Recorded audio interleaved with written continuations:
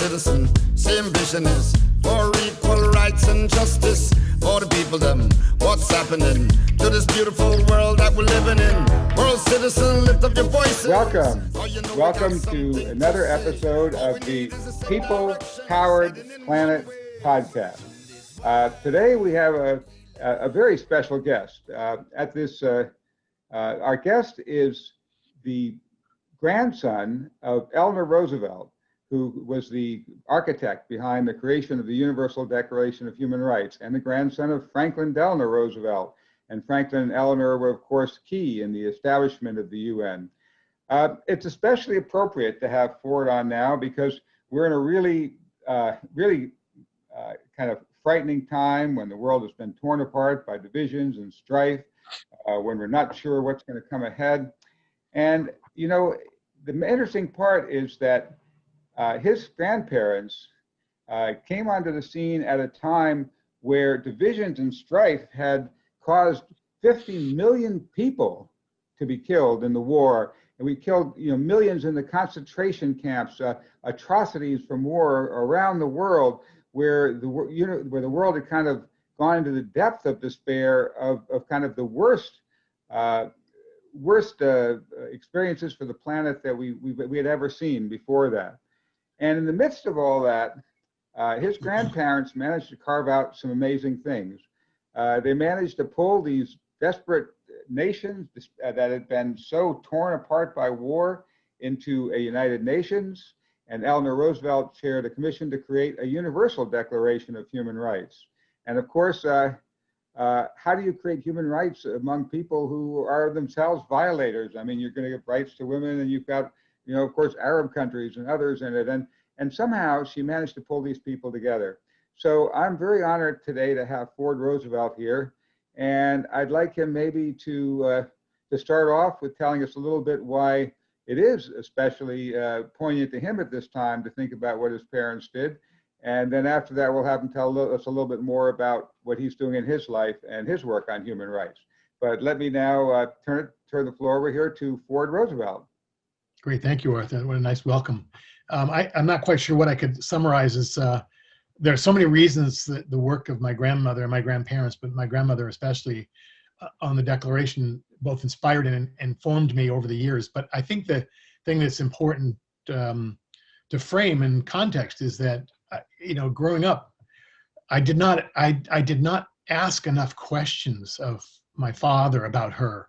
And he died my dad, Elliot, died a number of years ago. And it really wasn't until actually after he passed away that I started diving into much more informed biographies and stories about my family that I learned even more. And there are so many good books written about what Eleanor did and what Franklin did. And, many of them are quite flattering and quite full of great history to put in context of where we are now. It really is important to, I think, understand that. And even more so now, I think I'm even more passionate about reading history and reading about the work that they did in the time that was in many ways parallel to what we're going through now with regard to the beginning of the Depression and so on.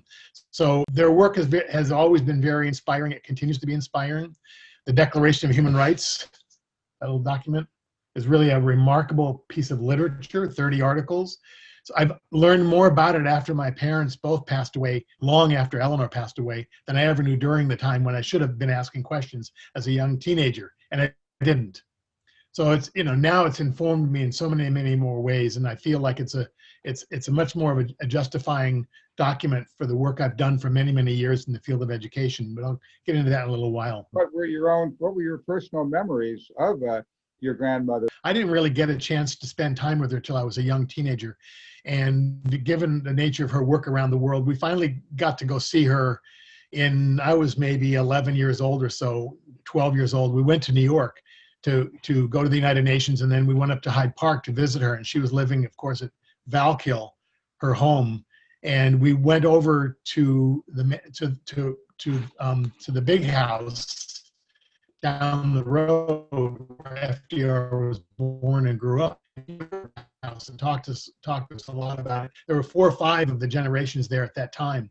My dad with his whole family and his brother with his family, and then we stayed at her house for, I think it was around Thanksgiving time. So from that point on, I had more access to her on a semi-regular basis. But she was not really her kids lived up point, and she did not get out to see them often enough, I'm sure, for her liking at the time. She was kind of still busy traveling the world, giving speeches and so on. She did a lot of speaking around the world to raise money for bonds for Israel in the late 50s and early 60s. And I remember going to some of those dinners with my dad and with her when she was traveling through where we were living at the time in Miami Beach, in Minnesota.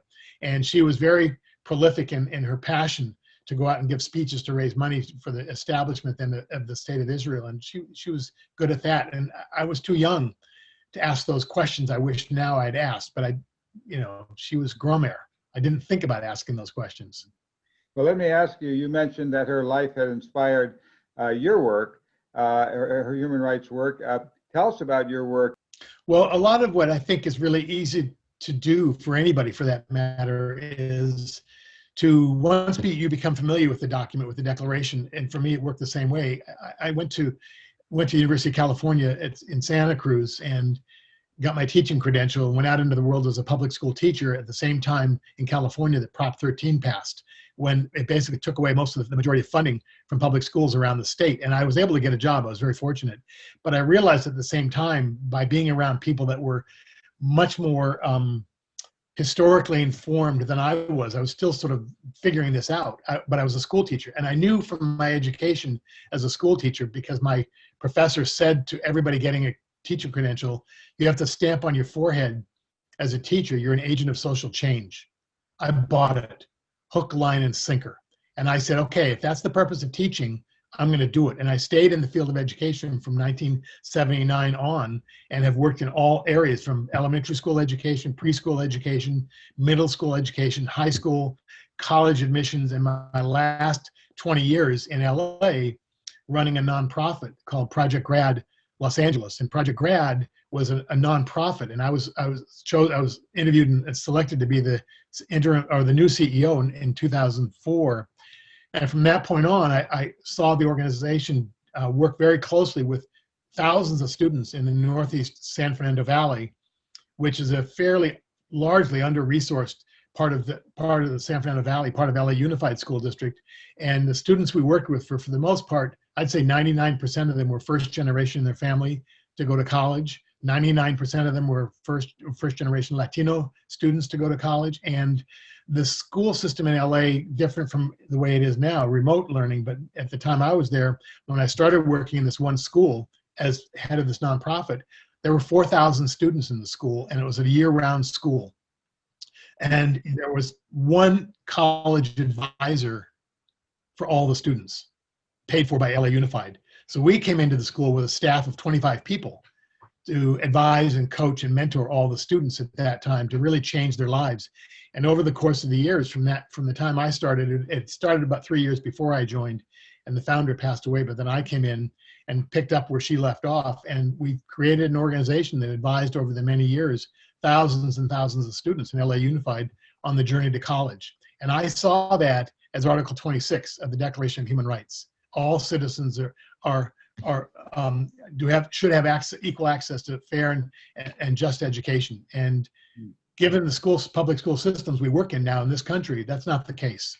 And I took it upon myself to be a spokesperson. And every time I had a chance to speak to a class of students about the Declaration or a history class, I would be happy to do it and talk about sort of the challenges of public education, the funding of public education. I became very close to several of the superintendents in LA Unified, and they really took a shine to what I was doing and really liked it. So it was a good run. Sadly, a couple of years ago, with the invention of somebody named Betsy somebody in Washington, D.C. to head up the Department of Education, she cut out most of the programs that were used around the country to help fund organizations to work with low-income communities. She basically froze all that money. And we lost our fourth application because we had funding three times in a row over the course of the 18 or 19 years I was there. And when she froze all that, we lost that federal funding, which was over half of our budget. that was a challenge to say the least, because we were getting funding from local foundations in LA, which gave us a good chunk of money. And I put in a great application with help from local state elected people to get funding from Governor Newsom's budget. And it looked great until January of 2020, when the COVID started to raise its head. And they reached out to us and said, you know what, we're not gonna be able to put any money on the table for anything like what you do for the foreseeable future. So we lost pretty much all of our funding by July of 2020, and we had to shut down operations. Yeah. So it was a very long run, a very good run, but it now leaves a hole in the Northeast San Fernando Valley of advising students on the journey to college. Right. Wow. It sounds like you were doing some crucially important work in educating the next generation. And sometimes when I see the huge problems in the world today and some of the ignorance, I wonder if some of the roots of it isn't in all the cutbacks we've made in education, instead of seeing that it all comes down to education, in my view. I think everything we are looking at now comes down to a failure of the system of education, both public school education, higher education. The thing that we ended Project GRAD on, which was really great, was in June and July, when we realized we were not going to be able to fund salaries and staff and so on. We had a chunk of money left over, and we wanted to do something that would be meaningful. So we went to the foundations and we said, because all the students by then were out of school and they were home learning on computers on Zoom, we wanted to give the balance of the funds we had to students who had returned home from college. They had to leave their college campuses, their dorms and so on, and come home. And many of them found their families were struggling mightily with lack of income and so on. And so we said, we want to give direct student checks directly to students to help their parents cover their food costs, cover their mortgages or their rents, or students to cover their rent, because the issue of housing and food insecurity is profound in this country. And many of our students wrote letters begging us to help them in some way. So we just took I must have signed, I think, a couple $100,000 worth of checks to send directly to students to cover everything from utility bills to groceries. And it was really a great way to leave, and I think a legacy that we look back on now I was really pleased to be able to do that. Well, I salute you for that good work. So let's go back to what that Universal Declaration of Human Rights and the terrific, powerful educational impact that that had for the world, and making us understand that there are basic rights and freedoms that we all have. That had never been kind of officially acknowledged and realized in the world.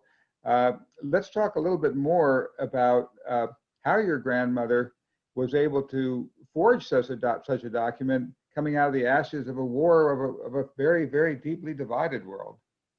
Well, when I mentioned to you earlier, when President Truman asked her to be the first U.S. Delegate, she pushed back and asked to do something different that, as she said, wouldn't cause any harm. And so he asked her to co-chair then the delegation that was going to draft the articles for the Declaration, which were still in their earliest stages in 1947 and late 46, 47, when she was asked to be part of that delegation. And there were representatives from Canada, from Europe and so on, that all then started to convene on a regular basis in Paris to look at the various issues they had to take up. And they slowly but deliberately identified all the issues around the world that needed to be addressed with not only the refugee population, but really in a way to build a document, or if you will, a structure around issues that cause conflict around the world. And what they wanted to do was come up with a document that would guarantee the basic human rights of citizens of the world, that would hopefully then give citizens the foundation from which they would not necessarily want to go to war, and from which they can be protected from atrocities around them as the world healed after World War II. And I think that was really the impetus to try to come up with a document that would do that and make it be part of the newly founded United Nations. It was a struggle, as you know. If you've read this, you know it was quite a struggle. It was ratified by all the member nations. It became the founding document then for several things that came after that, the Universal Declaration on Children and so on. All these kind of grew out of the Declaration of Human Rights. And her role, from what I've seen and read, was to go to all the various ambassadors and representatives from the different countries that were in Paris at that time, and argue and debate with them and talk with them about different, literally down to the levels of the words in each sentence, which was appropriate, which was not appropriate. And she was passionate about her belief in everything she wanted in there. She didn't get everything. Nobody probably got everything they wanted in there, but she really held the line on how to do this and carried it across the finish line, announcing finally when they announced it on December 10th in 1948. They had it and they ratified the document. But it was, over a year's worth of very hard backroom squabbling, sausage making, whatever you want to call it. And she led the forces representing the United States on that. Mm-hmm. Well, that is incredible. It was an incredible feat that she did. And although the Universal Declaration started out as a common standard of achievement for all human beings, it also actually evolved into what is officially binding international law. As the UN says on its webpage, it says that the core principles of human rights set out in the UDHR as universally independent, indivisible, equality, non-discrimination, that these rights and duties have been reiterated in numerous international conventions, including the 9 core international treaties that have been officially signed on to.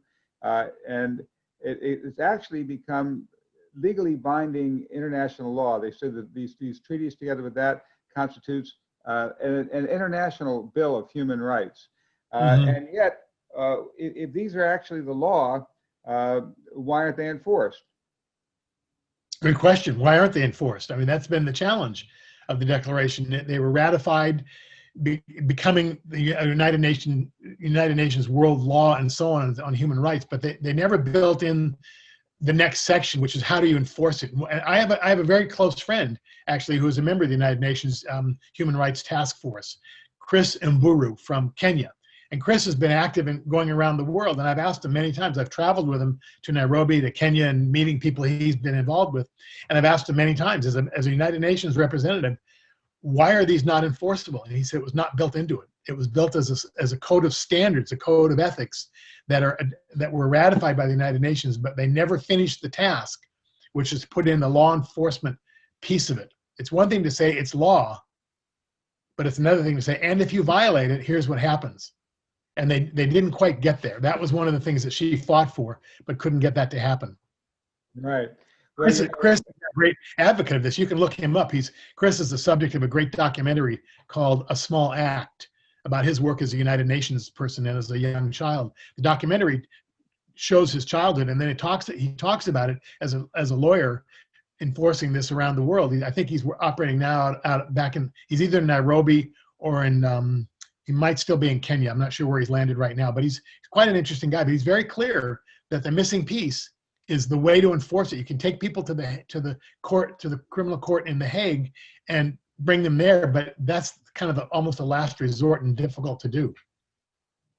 Well, now we do see, of course, the International Criminal Court has begun to be able to enforce some of these these international laws of human rights on certain African dictators and so on, and they've actually been effective. The problem is it's very hard to be effective against some of the powerful nations that do these violations because they have more power than the enforcers. I think the other challenge we have today is I don't know that the United Nations is viewed as favorably as it's been over the years. I think that's one of the challenges we've had under successive administrations, certainly in this country, if not around the world, that haven't necessarily always seen the United Nations as the coming together of nations around the world to look at and address issues. I mean, the sustainability push now for climate, the climate crisis is one that's really strong. And I hope that the incoming administration will take that as a roadmap on how to address these issues. But again, how is it enforceable? And you have the what's the committee? The main committee that makes the decisions on. I'm blanking on it now, but you have China and the United States and so on. If they say they want to do it, one member can object and it doesn't happen. Yeah, that's a really broken system. That Security Council able to veto things that the vast majority of the world wants. And I think that it was very interesting that Eleanor Roosevelt in our movie, The World Is My Country, when there was a huge movement among people at that time, as we see in the film The World Is My Country, that grew for demanding that the UN begin to create ways that we could actually enforce world law around the world and have a People's World Assembly in the UN. Her response to that was very interesting. I don't know, maybe Melanie could roll a little clip from the film where we see that. But what I think we're going to see, it really reflects what she said. Well, let's roll that. Are you ready for that, Melanie? Sure. You're not going to believe this, would set up his own governmental organization and start then and there a worldwide international government. Who, me?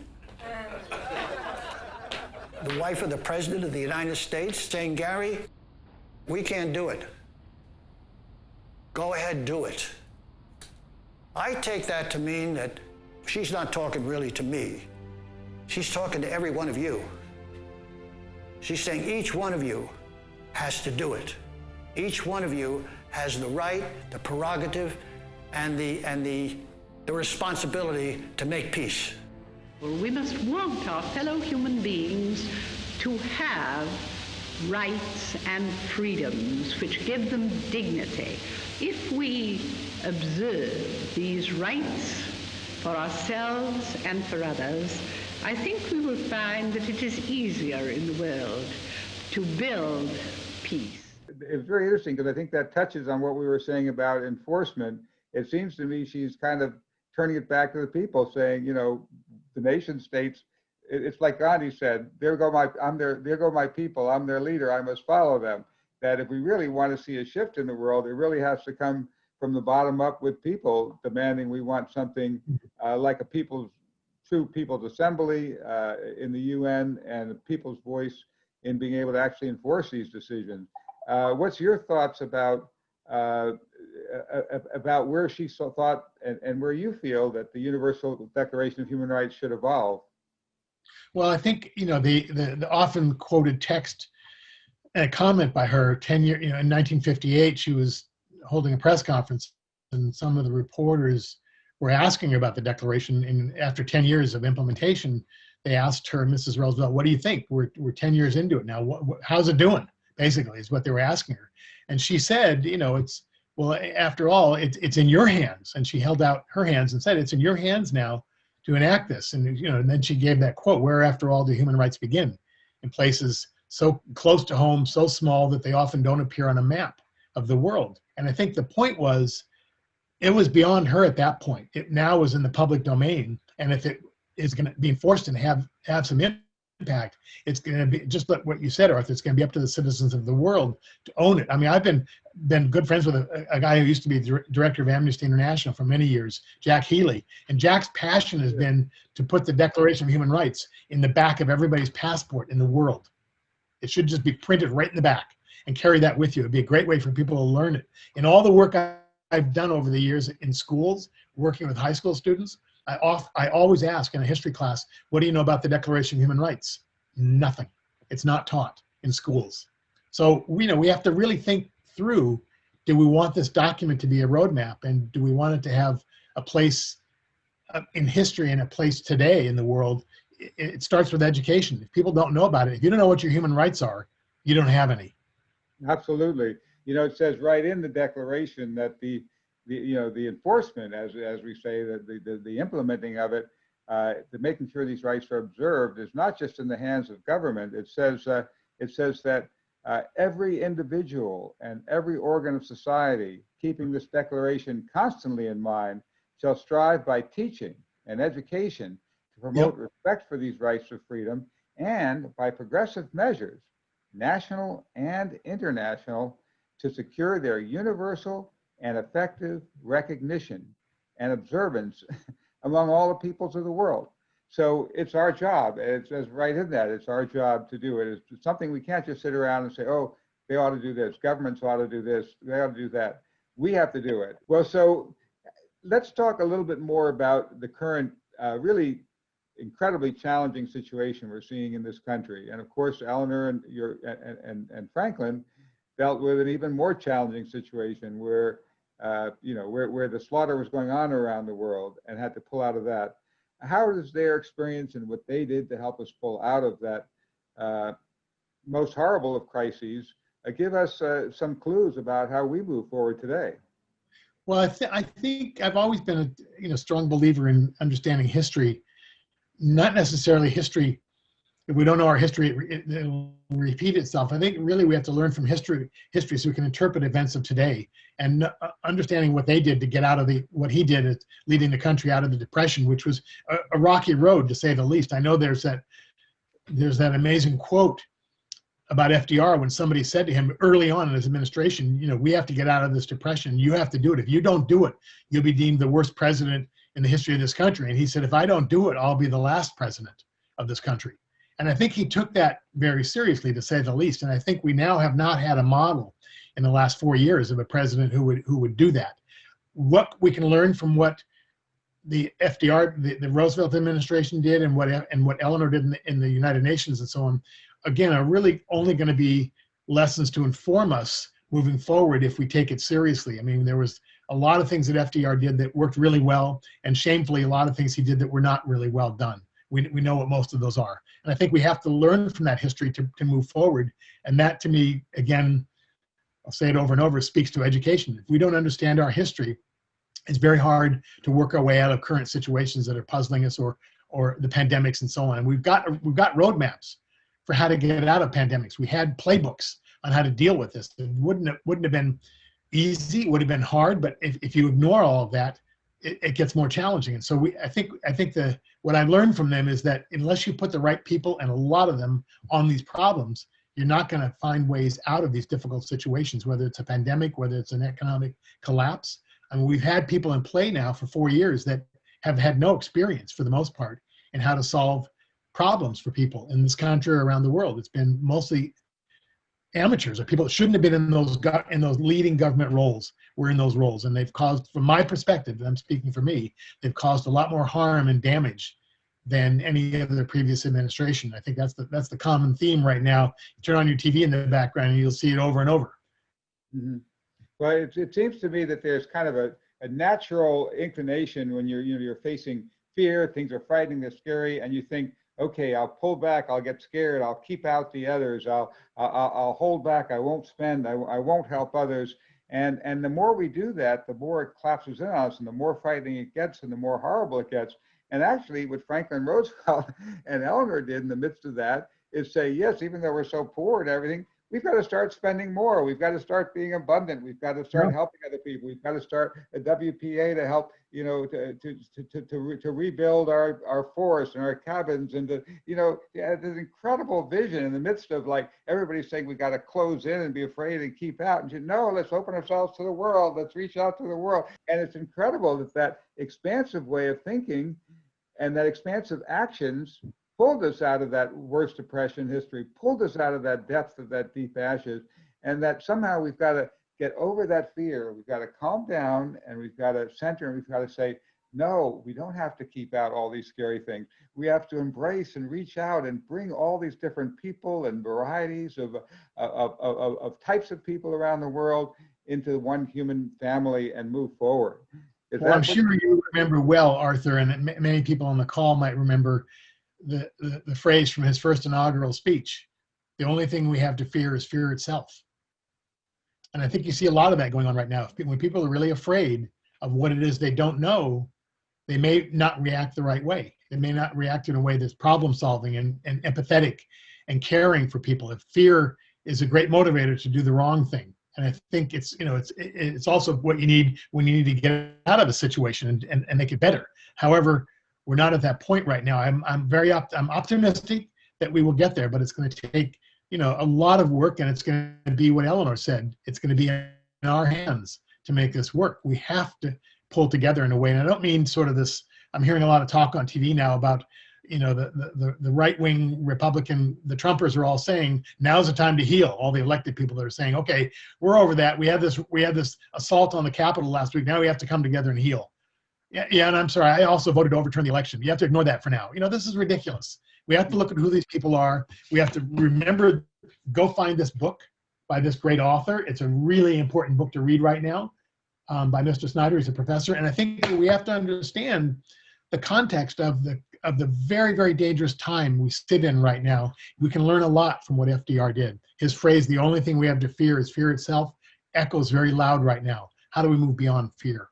How do we move to things like a Green New Deal, the New Deal? How do we move to create full employment for people? How do we create equal and full access to good education, solid education? I mean, I had this really strong debate about 6 months ago with one of the local community college people I work with. And I said, why aren't you taking your college and the entire college now turn into solving climate crisis in classes with students? Every class, whether it's math or English or literature, whatever, could be turned into a class that addresses issues of the climate crisis we're in. Take it as a literature class and read about all the documents, about all the books that are out there that have looked at these things. And a math class, all those have to come together to address these issues. And a college could become a completely green college and have a workforce development component that's training people that are now out of work on how to get involved in the green economy, how to develop new technologies that would help people. That's putting people back to work. It's putting people out in the world with new good ideas. How do we do that kind of stuff? Wow, love that. In college, in every single county in the country, every single county should have a community college, and maybe with Jill Biden we'll go there because of her work in community colleges. Why wouldn't we have a community college in all the places where coal has dominated the economy and the work sectors? Why wouldn't we create pathways for people out of those types of jobs, which are going away? We know that. There's no question about it. How do we give them new, meaningful work and really good pay to get into something that changes the world? That will change people's mind on what the world's all about. Wow, that's beautiful. And how do the 4 freedoms come into play with what we need to do now? Well, I think you have to look at the 4 freedom of speech. I can't remember them off the top of my head now. Freedom from fear, freedom from hunger, and so on. What they talked about really was what FDR wanted to do when he gave that speech, which was quite a bit before the UN. He didn't live to see the UN really come into play. He laid the groundwork for the basic tenets of human existence, and I think that's what really Eleanor used as a launch pad, as did other member nations ultimately down the road. But I think what he was trying to do was look beyond war, look beyond World War II, because he could see it was coming to an end, and he looked beyond it. I mean, I think that's what was really inspiring. You know, if I don't know, given where people might be geographically on this call, when we can all travel again, if you haven't been to the Fdr Monument in Washington, D.C., it's a great place to visit and walk around. It's an outdoor monument, and you can wander around and look at the different 4 sections of the monument, each one representing one of his 4 years in office. And they have these quotes all over the walls from his speeches and so on about where we go next. It's really inspiring. And I think when I read history and I read these, you know, all the articles that are coming out now, and now we're in a time where the FDR is quoted quite a bit by columnists and so on. We're looking back to, if he got out of the Depression, we can get out of this. Good thoughts, but we have to read a lot about it. How did he do it? He didn't just create the New Deal out of thin air. There were a lot of architects of the New Deal working with him. And I think that's what we have to look at. How do we bring people together to really look at the economy? How do we create jobs for people that are meaningful? And I think the best job somebody could ever have is a social cause, a social justice type job. And that social justice or cause might be creating new energy jobs, the kinds of things that will address the existential crisis of the climate change we all face right now. The pandemic is going to look like nothing compared to climate change when that lands on us, and it's landing already as we speak. This coming Saturday in LA, it's going to be 90 degrees. Absolutely, you're absolutely right. That is absolutely critical for our very survival on the planet. And I think that I'd like to see what you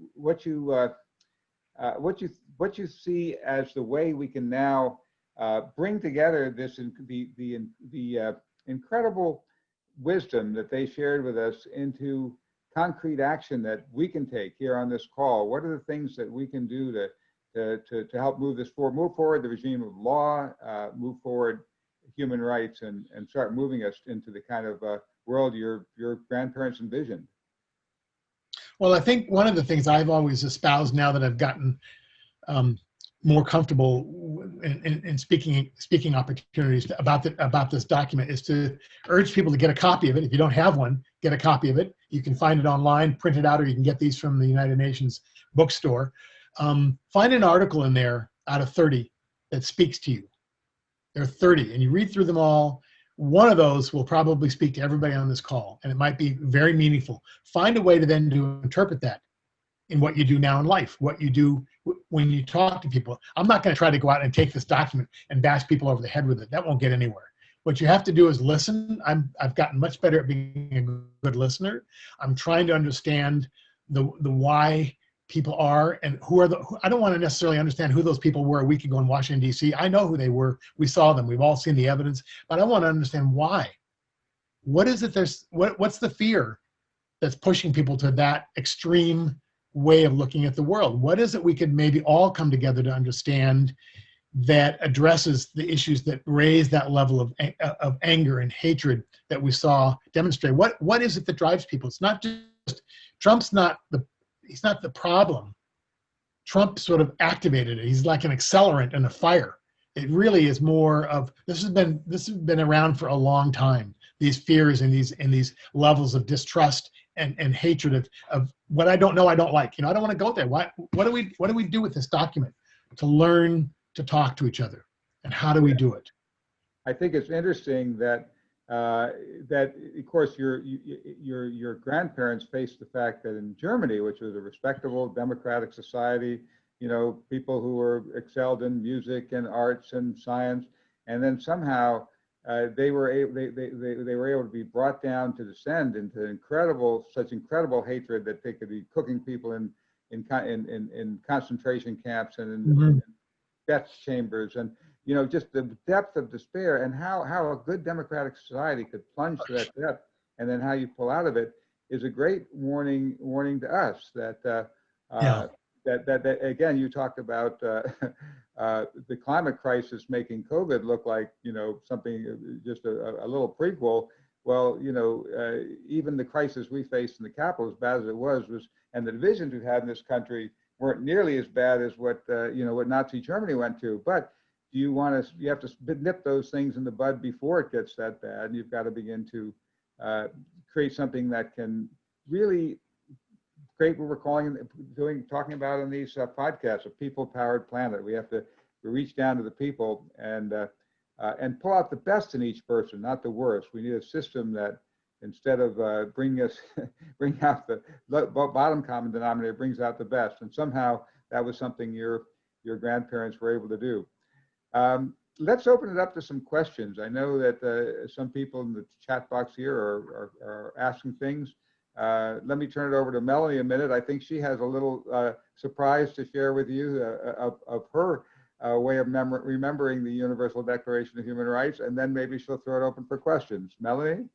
Yes, this conversation is so meaningful, and the fact that we have a way we can, something in the past we can look at that can help us through this is very positive and uplifting. So thank you for that. And it's been a long time I've been wanting to memorize the Universal Declaration of Human Rights, and how to get all 30 and so I've thought of a way. I actually thought over the Christmas vacation, I thought of a way. So let me introduce to you a way you might use also to learn these important rights that once you know them, then you can demand them, just like you would any right. So here we go. I'm going to share my screen with this very, very new way for everyone to learn the Universal Declaration of Human Rights.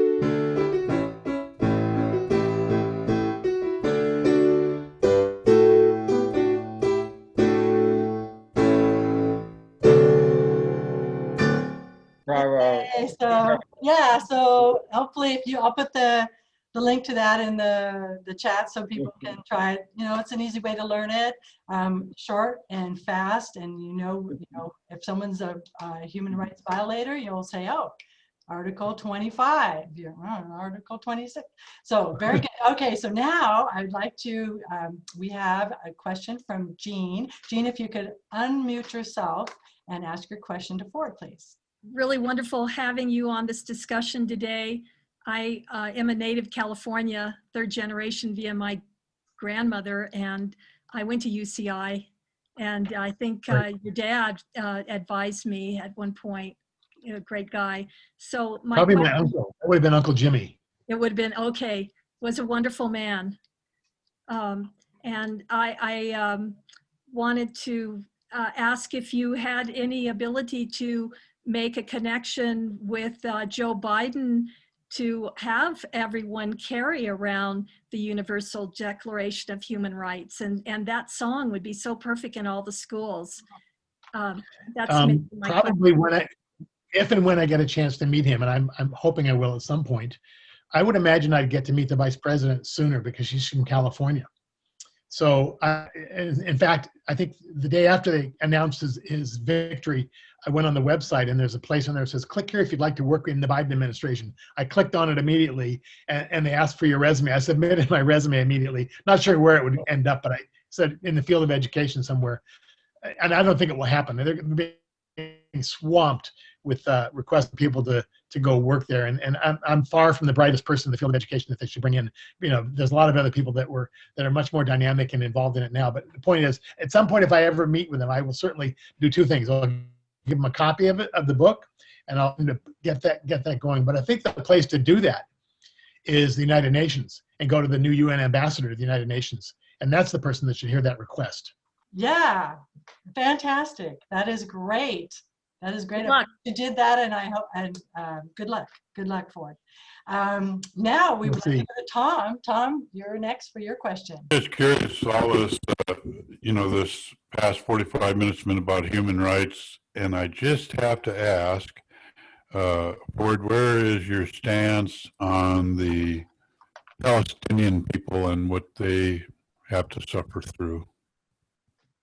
There's an interesting report that just came out. I think I saw it this morning online in the New York Times that Israel's been called now an apartheid state with what they're doing to the Palestinian people. And I'm very much in line with that view. I think that what's happened with them, with the Palestinian people, without having a voice in self-government and access to what's going to access to jobs and everything, it doesn't help an already untenable situation. So I think that I get in arguments all the time about that one. And I know my grandmother, as I said earlier, went around and raised money for Israel in the early days of Israel becoming a state. But at the same time, where they are now in terms of the isolationism and the punishment of Palestinians, it's a problem that this document I don't think has enough words in it to solve. So I think we need to bring people that are very progressive and very involved and knowledgeable in the area, to bring together the parties to talk. It's been done before. Jimmy Carter brought all the parties to the White House to talk. It's happened, and we can do it again. But we have to have people that have a genuine interest in all sides, not just one side, to bring them to the table. And I think the large problem we're going to see over there is the problem over water. And water in the Middle East is going to be the biggest issue, I think, over fighting for land rights and so on. And I think that those issues have to be looked at. But as I said earlier, I think the existential crisis of the climate change is going to impact everybody around the world. There's no vaccine for it, and it's going to hit them too. For those that are on this podcast listening, I'm not anti-Semite. My son-in-law is Jewish. Okay, my daughter married a Jew just recently, about 2 months ago, and he abhors Zionism. Absolutely hates what Zionism represents now. And so I just want to clear that up. I'm not anti-Semite. My son-in-law is Jewish. Well, all three of my kids, my two boys were bar mitzvahed, my daughter was bat mitzvahed. So very much I'm very much supportive of that process of having a sense of a foundation, which comes from my wife's side of the family. And you know, I was raised Catholic, but fled as soon as I was an adult. And I felt like I wanted my kids to have some sense of a world order in that way that I thought was represented in a very progressive rabbi that we encountered that helped conduct the bat mitzvah and bar mitzvah for my kids. And ask them today what they call themselves, they'd say they're cultural Jews. I don't quite know what that means, but however, that's how they view themselves. They celebrate Christmas and Hanukkah and so on. So it's interesting culture. Yeah, I love that, celebrating both. That's cool. Yeah, or more, whatever, celebrate them all. So yeah, so Barbara, you're next, and we're getting close to the hour. So Barbara, you are next. Hello, Ford. Barbara Mueller, Robert Mueller's wife, met you at a UNA meeting, and it's nice to see you. Hi, Barbara. How are you? San Diego. I'm so good. I'm so grateful. I'm so good. I have been isolated. I can think.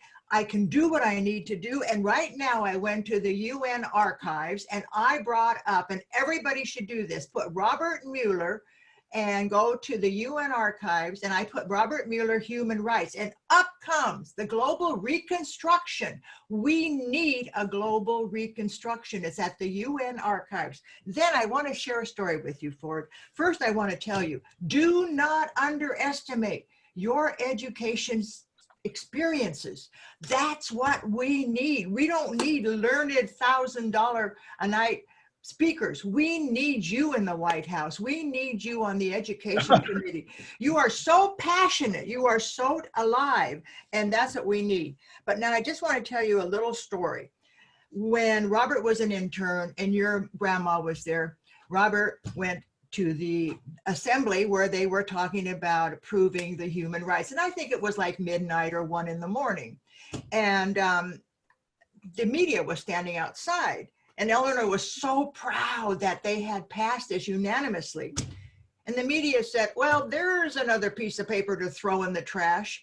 And Robert, just an intern, said, let me tell you, someday that will be the most translated document in the world, because that's what we need on our planet. Well, that got in the paper, and all of a sudden the United Nations had more clout. And I do believe that's where we are now, but we really have to put our words out there. Now that, what I told you about global reconstruction, do you know how it got in the UN archives? Robert wrote a letter. He wrote a letter and said, this is what you need to do. We have to do that. We can't sit back and be silent, right, Ford? That's my question. Words matter. Words matter. They matter. And the Declaration of Human Rights, and I hope Melanie will send us the way she identified each of the human rights in the music, because I was so enthusiastic about that. Melanie, you did a good job. But I'm going to go one more. Here's the book we spoke last night at our Rotary E-Club of World Peace. It's called Recovery. It's for Joe Biden. How did Douglas wrote to my husband's best friend in Canada know? He said, I didn't tell anybody I was writing this book. I just sat down and wrote it. Now that's way before Biden was elected. But in my mind, I kept saying, Biden's going to get elected. Biden's going to get elected. That's how we have to view the human rights. Human rights are going to be universal, and we're going to start to remember them. But anyway, this book is called Recovery, Peace Prospects. Well, we have to go there with it. Pardon? This has to be part of the curriculum from kindergarten, first grade, all the way through college. It has to be a mandatory course that students are expected to take. You know what? I've been giving out the human rights booklets for 20 years. And that's because I'm president of the United Nations Association. And all of you listening should be presidents of your United Nations Association. Anyway, here's the story. We go to this juvenile detention center, and we hand out the Universal Declaration of Human Rights. And we ask each of the kids who are sitting in the courtroom to read one. You should have seen the tears. I didn't know I had the right to freedom. I didn't know I had these universal rights. And so we have a job to do. We have to get these universal rights out there. And in my wonderful talk to Ford, thank you, Ford, for being here today. God bless you. Thank you. And we love you, Barbara. And yeah, we have more questions, and we're running close to the hour. So Andrew, if you could go next, even if you can't get your video, if you could ask your question. Yeah, thanks, Melanie. Can't get the video to start. I don't know why. Yeah, you just mentioned education, Ford. Here in the UK, where I live, education curriculum is very largely controlled by the central government. Mhm. And I've just read that in the US, it's largely the responsibility of the individual states. Is there a case for more federal input into what kids should be told? Good question. That was really part of, for years, what the U.S. Department of Education was trying to come up with various common standards of the minimum content of education across the country to bring to school districts around the country. LA Unified School District, where I live and work, is the second largest school district in the country. Until recently, they had really roughly close to 700,000 students in one school district. New York City has the first largest school district. So the Department of Education tried to come up with sort of universal standards, if you will, of certainly common things to include in curriculum, whether it's history, English, and so on. Well, the states fought back on that constantly across the country. I mean, one state will not allow certain books to be read in English curriculum. Some of the books that were banned from Mark Twain and so on were said in some more conservative states, you can't teach those books in our school. So there's the states then rose up and said, we want to control the curriculum. So that what came out of all that was something called Common Core curriculum, which was trying to be a more vanilla labeled minimum standards must include certain things, not everything. It's failed miserably over the years. Arne Duncan under Obama tried to get that. Universal testing, which I vehemently opposed, was something that they tried to enforce around the country. And then with Trump and with Betsy DeVos, most of her effort was how to throw federal money to private and religious schools rather than public schools.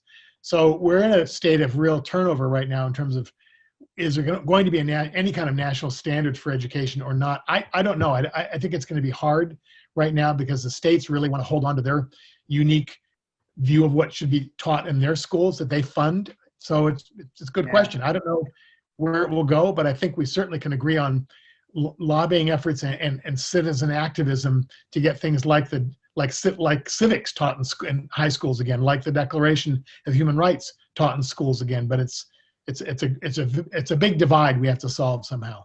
Yeah, thanks. I understand. Wow. Well, thank you for that. So now we would like to go to Michael. Michael, your question, please. Hello, Ford, and thank you Michael. for everybody else that's here. I'm so glad to be part of this. So my question is, where are you located, Michael? I'm in San Diego, California, actually Carlsbad right now. Okay. So not too far from you. You're up in LA County? Correct. Awesome.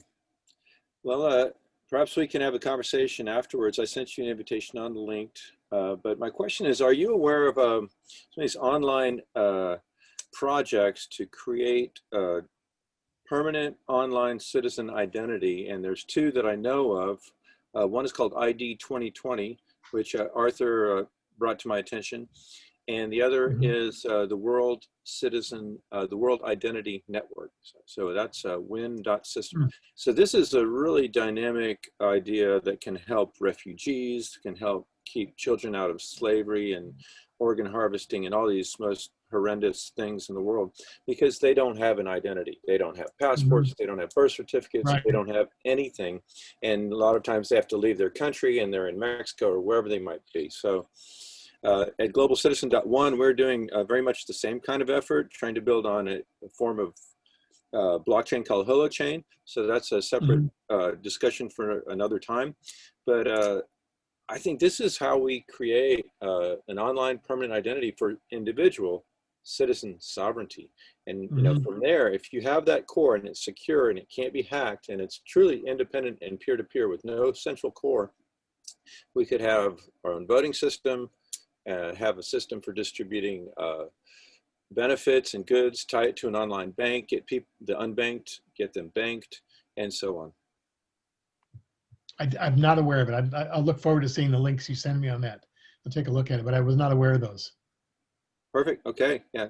We talked about it. Maybe Melanie, can he see the podcast when I was on? I'll put that in the chat. So actually, Michael was a guest, so he had a great podcast, so you'll want to check that out. Great. Great. Yes, now we would like to go to Richard. Richard, please, your question.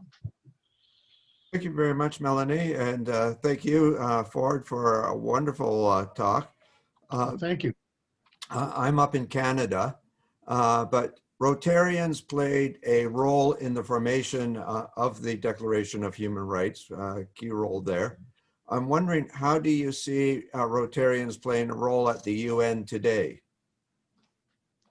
You know, I'm not aware of what they do at the UN today. I am aware, though, of the Rotary in several ways. One, it touched me profoundly, and quite a few years ago, the Eleanor and Franklin Eleanor Roosevelt Institute in New York, in Hyde Park, generated an award opportunity for nations around the world, again through the UN, to be recognized for their work in looking at disability rights around the world. And they created an award mechanism for countries to apply to receive a small financial award for what they've done to initiate creative ways to look at disability issues in their country. And the first country to win was South Korea. And at the time, the head of the Roosevelt Institute, former Ambassador William Vanden Heuvel, called me and said, we need somebody to go to South Korea to speak to the gathering of the United Nations South Pacific region countries that are going to attend this conference in Korea. And Ford, I can't go. Would you be willing to go? And your sponsor will be the Rotary Club. And the Rotary will take you and your wife, and you can go over there, and you'll be the keynote speaker at one of the day's plenaries to talk about the issue of disability rights, and utilizing your grandfather's his own disability for the framework to have the speech set up. And so I wrote the speech and was able to go back and I gave the speech at that session, and then was invited to go over to the what they call the Blue House, which is the house of the president of South Korea, and present the check and the award, and then got a couple of tours around Seoul with the host with the Rotary Club that I went with. And the person that organized all of that was a South Korean star soccer player in his young days, I guess. Now I'm blanking on his name. I'd have to look it up. And he helped organize that because as a soccer player, he was struck in the head with a soccer ball, and he lost vision in both of his eyes over the next couple of years. And so he was completely blind from a young age, and a very active member of the Rotary Club, and very responsible for changing all the laws and perceptions of how to treat people with different disabilities in South Korea, in Seoul in particular. It was a very aggressive plan then that president rolled out. It was quite remarkable. That president, whose name I'm blanking on, was a former prisoner because he was a pacifist and a big believer in the United Nations and human rights. And so he was thrown in prison by his predecessor. When he got out, he quickly ran for president and was elected. So there's a lot of history that the Rotary was really tied to that I was very flattered to be part of. And I got to see quite a bit of Seoul in the week, almost a week that I was there, met so many people. I was terrible learning anything other than kamsahamnida, thank you. That's about all I could get to. And I ate some very interesting food, but we had a really interesting time. I saw a lot of different people who were very interested in the changing approach to dealing with disabilities in South Korea. Because up until that time, and thanks to this man's work, up until that time, if you were blind, the job you got was to maybe you could do massages in a massage parlor, and that was it. Or if you were if you couldn't see, you might just be able to beg on the side of the street. There were not equal opportunities to access things that addressed your disability and got you good jobs and so on. And this man took it upon himself. He went back after getting a college degree in this country. He went back to Seoul with help of the Rotarians and started changing the laws, and he did very successfully. So it was great to be part of that process to award them the first Roosevelt Institute Human Rights or Disability Rights Award back in whatever year that was when I went back there. Wow, what a story. And that shows the power of one person and how important we all are. In making and the Rotarians involved in the United Nations is very clear. They've been there for years. They've been involved in so many good organizations. They've given, when I worked at Project GRAD, when I ran that nonprofit, I gave a couple speeches in LA to Rotarian membership organizations on human rights. So they're very involved in it. It's a very interesting organization. I think my dad was a Rotarian for many, many years. Yay, Rotarians. Wonderful. Now we're at the end of our hour, and just a reminder, if you want to save the chat, down at the bottom of the chat, you have the 3 dots. You can click Save Chat because there's a lot of great links in there. But I just want to say, Ford, wow, I mean, you're a phenomenal person. And thank you so much for, wow, look at all that you've accomplished so far. And we need more from you. We have a lot of work to do, don't we? We have a lot of work to do. I have one lot. Ford, would you be willing to speak to our Rotary E-Club of World Peace if I pull you in for March, or are you around in that area time? Well, none of us are traveling anywhere at this point. I don't know that I'll be traveling down there, you know, out of this area. It might have to be done this way. Yeah, we do everything on Zoom. We started the Rotary E-Club of World Peace, E-Club. Yeah. And so we're into, but you know, we have 35,000 Rotary clubs. Did you know that, Ford? You are all over the place. And I'm president of our Rotary E-Club, and I want to make sure you're on someday. Well, why don't you send me a link? Yes. Send me a link. Easy peasy. Thank you. Yeah, we can talk about that. Okay. Perfect. And now we're finished with our Q&A, but I want to just, before I send it back to Arthur, I just want to say thank you, Ford. Yay. Okay, now back to you, Arthur. Well, Ford, it has been fantastic for you to be with us, and we will connect you with Barbara to have you speak at the E-Club. The Rotary E-Club of World Peace has fantastic speakers every week. And I also put in the chat, you mentioned Jack Healy, and he also has some very clever videos about the universal. That one cartoon video is brilliant, absolutely brilliant. So I put that in the chat box as well. As Melanie said, if you go to chat and you right-click on the 3 dots at the bottom, and you'll just click on the 3 dots at the bottom, you can get a chance to save the chat. Thanks for doing that. Jack Healy's a great guy, a great friend, and he loved what we're doing with Gary Davis as well. In any case, we are very, very honored to have you as our very special guest at this crucial time. Thank you so much for your very important message. And coming up on the People Powered Planet, we have a number of great speakers. When you go to peoplepoweredplanet.com or just go to theworldismycountry/club, first of all, we have a wonderful speaker coming up about the Earth Constitution. Many people don't even know that a great number of people around the world have begun to evolve a Earth Constitution, which is kind of taking that next step that Eleanor Roosevelt was urging of moving to how we the people move to a more enforceable way of enforcing world law, a way that we don't have to break down into wars and try to solve humanitarian crises by sending in troops, but where we can do it in a much more civilized way. So also a humane way for all people. We also have coming up the Rotary International President-elect, Shekhar Mehta, who is going to be the head of Rotary International for all around the world. And we're incredibly honored that he's come to our podcast. He's come to it because he did love the Gary Davis movie, and he reminded us all of John Lennon's Imagine, beautiful song, Imagine. Imagine there's no countries, nothing to kill or die for. And it is our imaginations that create our future. And that's why we have these weekly podcasts, so we can join together, chat, and begin to imagine the world we choose. So thanks everybody for imagining with us. Thanks, Ford, for helping spark children's and youth. Thank you, Arthur. I want to just note, I put in the chat box the name of the documentary, A Small Act. I would encourage everybody to find it and stream it. Sadly, the woman in it's featured a woman named Hilda Back at 99, just passed away yesterday in Sweden, where she lived. And she's the feature of the film, along with my friend Chris from the United Nations. It's really worth watching. Have a box of Kleenex next to you when you watch it. Wonderful, we will. And as we know, Greta now is on a postage stamp in Sweden. And Greta is another great example from Sweden of what one individual can do, and how each one of us can be that powerful individual that changes the world. And your mother proved that, Gary proved that, and you, Ford, you're proving that. And so let me turn this back to you to see if you have any other last words or things to say before we close. I'll give my father Elliot a selfish plug.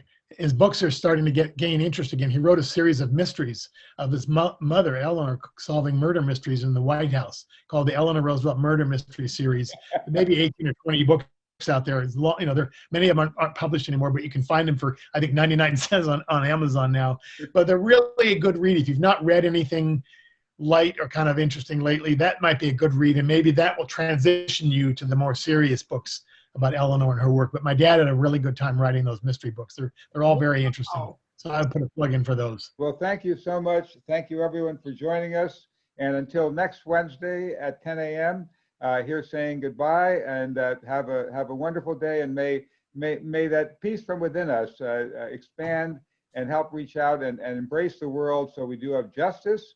Justice is a key part of it, as you said. You can't just smooth things over and have peace. You've got to have justice, and out of justice, we have to grow peace for the world. Thank you so much, everybody, and Thanks, have a wonderful day. World citizen, lift up your voices. Oh, you know we got something to say. All we need is the same directions, heading in one way.